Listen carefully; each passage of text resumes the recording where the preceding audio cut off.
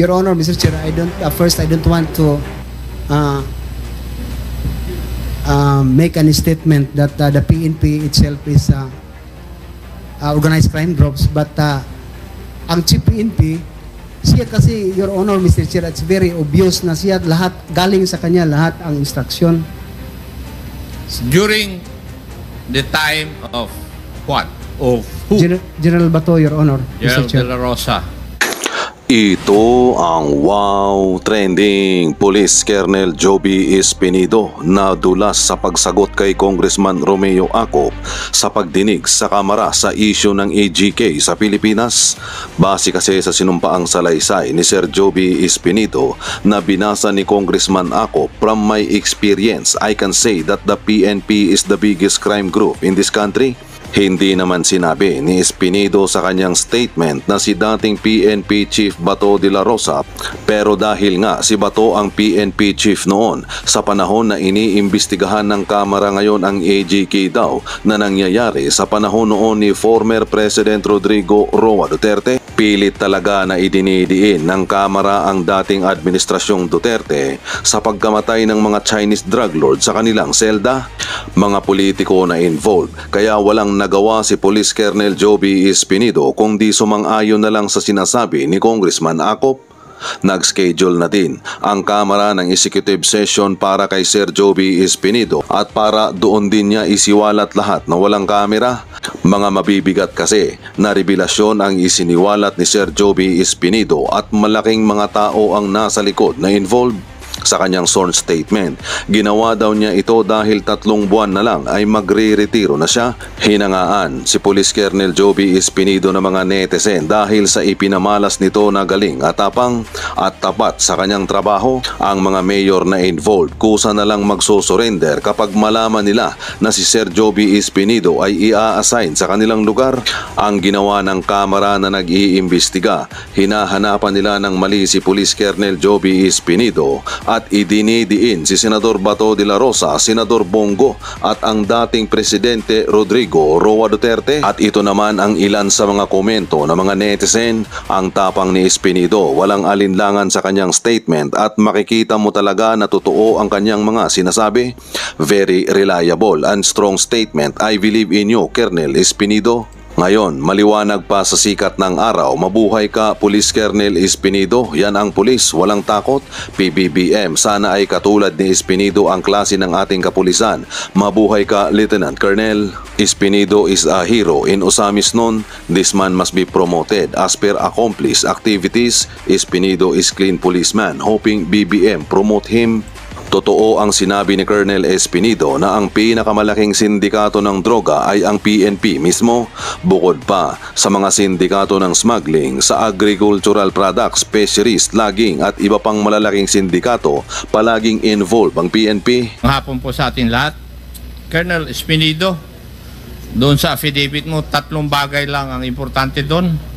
Yung assignment mo sa Albuera, yung assignment mo sa Osamis, at saka assignment mo sa Bacolod. Yes. Tama po ba? Yes, Mr. Chair. Now, pwede ko bang malaman kung ano po ang motibo ninyo kung bakit gumawa po kayo ng affidavit ninyo? First, Your Honor, Mr. Chair, the documentation that I want to share this quad committee na ma-penalize tala through sa itong affidavit na to, na mabigay ko sa inyo na totoo ang mga sinabi ko rito, Your Honor, Mr. Chair. Sa paggawa mo ng iyong affidavit, wala po kayong galit kahit na kanino man? Wala, Your Honor, Mr. Chair. Yes. Now, nasaan ang pamilya mo? Sa Isabel Leyte, Your Honor. Saan? Sa Leyte? Isabel Leyte, Your Okay. Honor. Sa tingin mo, dapat Lieutenant Colonel lang ang ranko mo bago ka mag-retire? Your Honor, Mr. Chair, I am contented for what I have since I am P1. Kasi yun lang hiningi ko sa Panginoon na, Lord, mapulis lang ako. For that promotion, Your Honor, kasi nag-spot promotion na ako, pero ganun lang siguro, Your Honor, kung marami nagsabi, actually, Your Honor, marami ang pagkataon na ma-spot promotion si Espinido. Pero nag-refuse ako kasi gusto ko ang mga pulis ko lang ang ma-promote, hindi lang ako. Sa ganun na paraan, Your Honor, Mr. Chair. So, masaya ka sa nangyari sa iyo sa police? Yes, Your Honor, Mr. Chair. Yes. Wala kang regrets? No regrets, Your Honor, Mr. Chair. Thank you.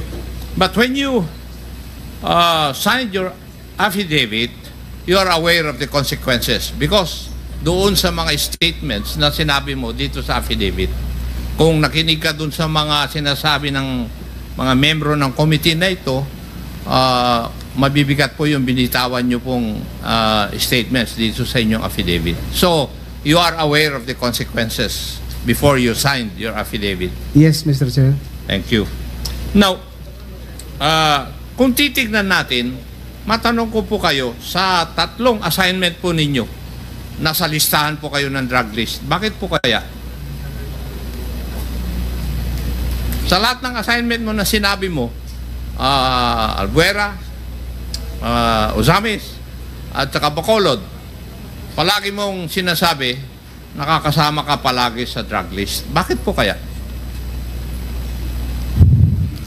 Nung umpisa, Your Honor, Mr. Chair, mag-question ako sa sarili ko, bakit?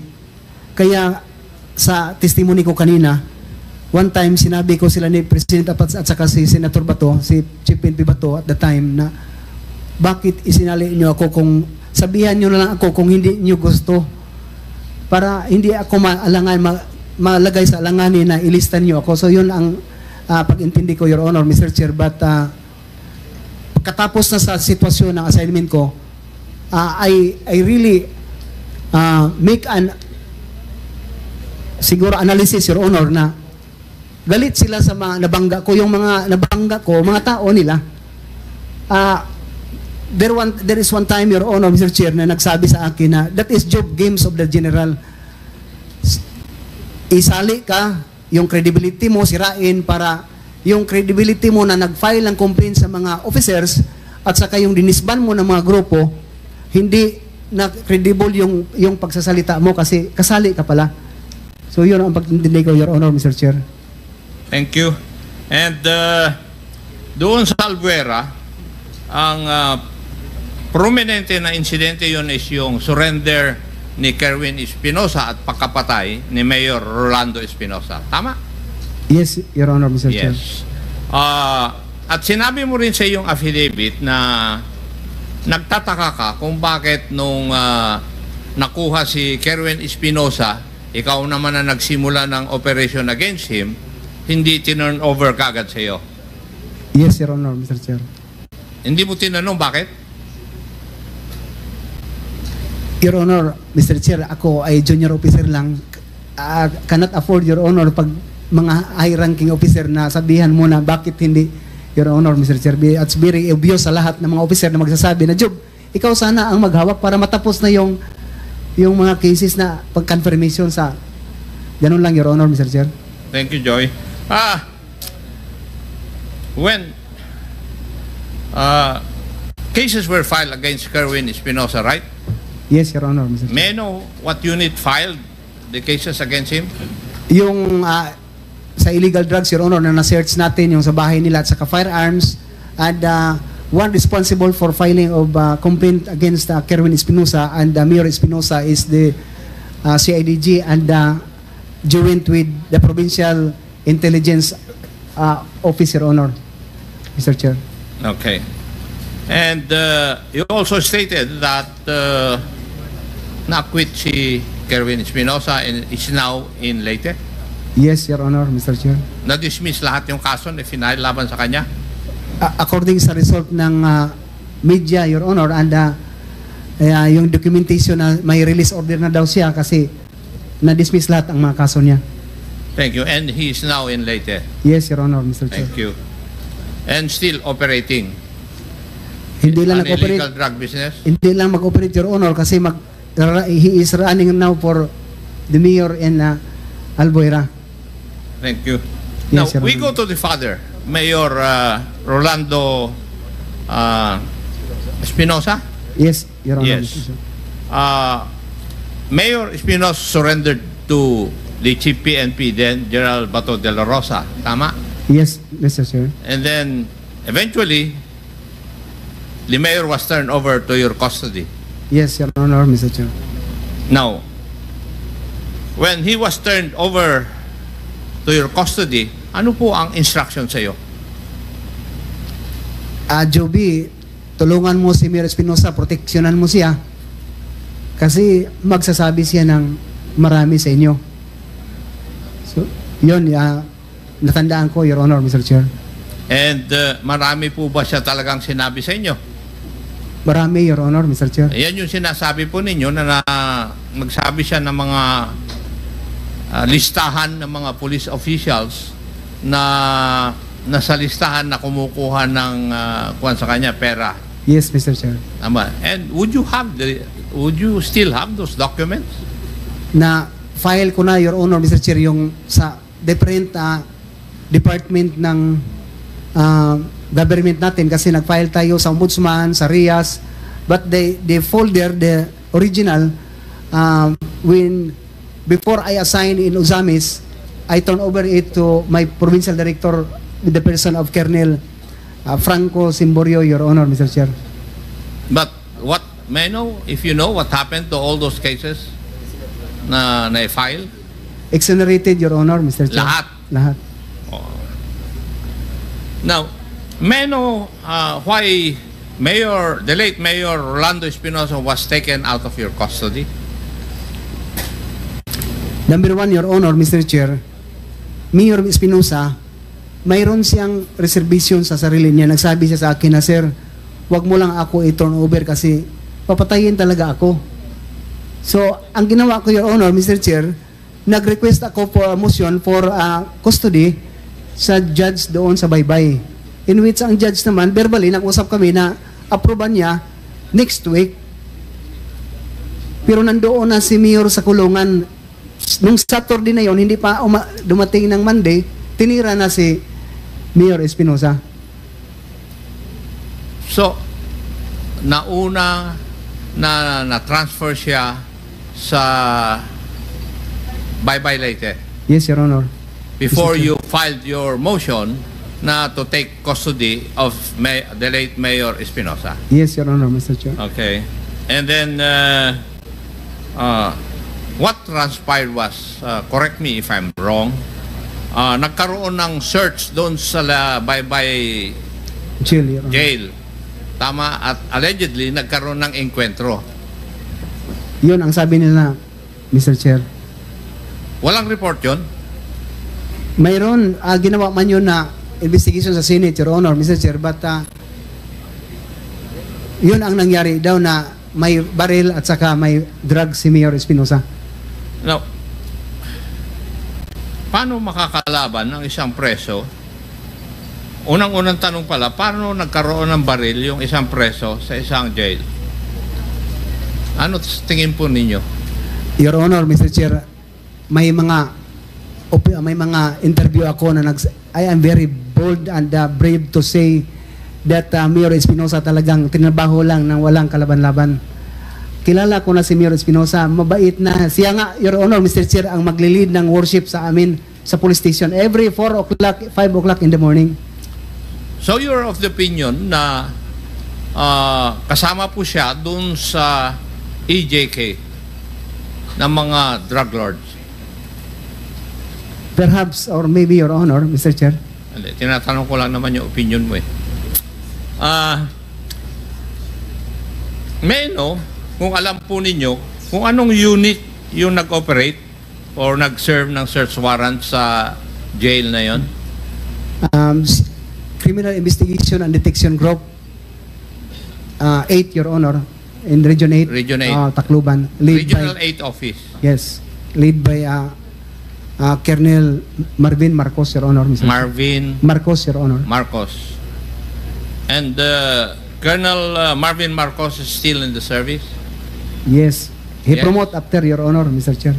He was promoted, Yes, Your Honor. thereafter. Yes, Your Honor. Thank you. Now, let's go to your assignment sa Ozamis. Bakit nasabi mo na parang inassign ka ron para mapatay? Your Honor, Mr. Chair, for the information naman sa lahat, Paruhinog is an organized crime groups for almost 30 to 40 years. Leader Known- ng Coratong Balileng. Balileng, Your Honor, Yes. Mr. Chair. So, ang nasa isipan mo, pinadala ka ron para mayari ka ng Coratong Balileng? Yes, Ganun Your po ba? Honor, Mr. Chair. Yun ang tingin sa'yo? Yes, Now, Your Honor. when you were assigned there, what were your instructions given by your superiors? Ganun lang, Your Honor, Mr. Chair. Job, sige, ikaw lang bahala. Kung trabahoin mo dyan sa Usamis. Kasi isog ka ba? Parang ganun, Your Honor, Mr. Chair. Pag-intindi ko naman, kasi ako ang implementor, ako naman ang managot, ako ang makulong kung mangyari na hindi ko gawin ang tama.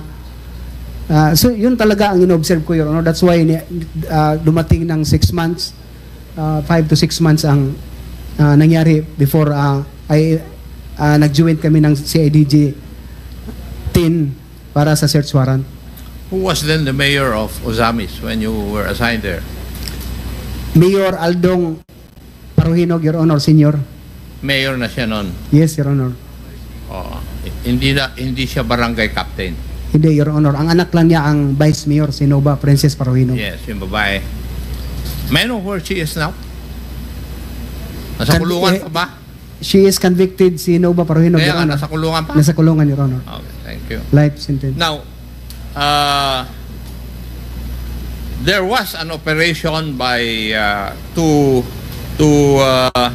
shall we say, neutralize the Paruhinog family. Were you the one who operated or who implemented this? The CIDG, Your Honor, Mr. Chair, ang nag-apply ng search warrant. Joint lang kami ang local police ng Ozamis City, Your Honor. Mr. So Chair. kasama ka? Yes, Your Honor, Mr. Chair. Now, may I ask you, as a police officer, in accordance with your POP ba, yung pag-operate? When I say POP, Police Operational Procedures, Yes, Your Honor, Mr. Chair. did you do it in accordance with your Police Operational Procedures? Yes, Yung search, implementation of the search warrant, 6 yata yon. Yes, Your Honor, Mr. Chair. Bakit 15 o 15 or 16 ang namatay? Why? That is simultaneous implementation of search warrant, Your Honor, Mr. Chair. May sa ibang side sa anak, si Nova Paruhinog, may dalawa na namatay yung security, isa ang buhay. They are all fully armed of long firearms, M16. At saka sa farm ni Mayor Aldong Paruhinog, farm ni Ardot Paruhinog, at saka sa mansyon ni Ardot Paruhinog, may namatay. Hindi lahat yun sa bahay ni Aldong Paruhinog, Your Honor, Mr. Chair. So lumaban sila? They refused to obey yung search warrant? Yes, Your Honor, Mr. Chair. When in fact, may police investigator na kasama ko doon sa first vehicle, una ang natamaan before we drop from on board of the vehicle, siya ang unang natamaan. At saka doon na, Your Honor, Mr. Chair, ang exchange of fire sa going to security ni Aldong Paruhinog, Your Honor, Mr. Chair. Thank you. Let's go to yung famous na statement mo, paragraph 34. From my experience, I can say that the PNP is the biggest crime group in this country. Ang ibig mo bang sabihin, yung chief PNP ang Lord of crime? Kasi pag sinabi mo na yung PNP ang isang crime syndicate, ang big boss niyan ay yung chief PNP. Siya ba ang big boss ng criminal syndicate known as the Philippine National Police? Your Honor, Mr. Chair, I don't want to make any statement that the PNP itself is organized crime groups, but ang chief PNP, siya kasi, Your Honor, Mr. Chair, it's very obvious na siya lahat, galing sa kanya lahat ang instruction. During the time of what? Of who? General Bato, Your Honor, General Mr. Chair. De La Rosa. So, nung panahon na yon, when you say that the PNP is the biggest crime group in the country, ang leader ng crime group na yon ay si Gerald De La Rosa. It may be, Your Honor. No, I'm not referring kasi for the PNP. tinatanong kita dahil yun ang statement mo eh. Di ba? From my experience, I can say that the PNP is the biggest crime group in this country. Who is the leader of the PNP, which you consider as the crime group? Hindi ba yung chief PNP? Yes, And therefore, he is the Lord. Yes, Your Honor, Mr. Chair. Tama. Yes, Your Honor, Mr. Chair. Would that be a correct conclusion of mine? I am with you, Mr. Chair. Thank you.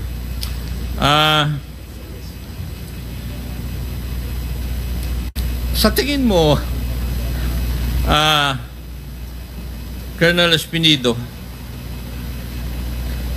tatlong assignment, kasama ka sa drug list, pero wala naman nangyayari sa'yo. Di ba? Kagaya ng iba na nasa drug list. Napunta-punta ka nga sa ibang lugar, at sa tingin ko, to do the dirty job. Tama ba yung aking observation? Yes, Your Honor, Mr. Chair. And hindi mo ba na-feel na ginagamit ka lang? Sometimes, Your Honor, Mr. Chair, yun ang ma-feel ko na parang ganun lang. Pero as a law enforcer, Your Honor, Mr. Chair, I cannot really refuse an order. But for me, mayroon naman tayong pag-iisip sa anong tama na gawin natin as a police officer. So, if I follow up your answer to my question on paragraph 34, yung chief PNP din noon ang head ng mga nagko-conduct ng extrajudicial killings. Kasi he's the head of the crime group. Your Honor, Mr. Chair, sorry, allow me not to answer your I'm just following the logic of your answers, of your statements in your affidavit. Sinusundan ko lang yun. I can say, Your Honor, Mr. Chair, that I am with you if we talk about the drug syndicate, but extrajudicial killings, yes, I cannot really justify it if Chief PNP was the one who is principal of that, Your Honor, Mr. Chair. So when you say that the PNP is the biggest crime syndicate, it only pertains to illegal drugs? Yes, Your Honor, Mr. Chair. I see. Thank you, Mr. Chair. That would be all. Thank you, Congressman Akop.